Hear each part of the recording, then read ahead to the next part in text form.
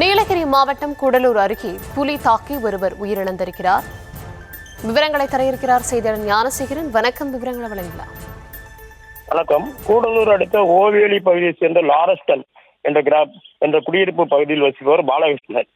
இவர் நேற்று மாலை குடிநீர் திறந்து விடுவதற்காக வனப்பகுதியை ஒட்டி இருந்து உள்ள பகுதிக்கு சென்றுள்ளார். இரவு நீண்ட நேரமாக வீடு திரும்பாத பாலகிருஷ்ணன் திரும்பவில்லை. இதனை அடுத்து உறவினர்கள் மற்றும் கிராம மக்கள் அவரை தேடி சென்ற போது இன்று காலை வனப்பகுதிக்குள் அவர் சடலமாக கிடந்துள்ளார். தகவல் அறிந்து சம்பவ இடத்திற்கு வந்த வனத்தினர் மற்றும் காவல்துறையினர் சம்பவ இடத்திற்கு வந்து அவரது உடலை மீட்டு கூடலூர் அரசு மருத்துவமனையில் பிரேத பரிசோதனைக்காக வைத்துள்ளனர்.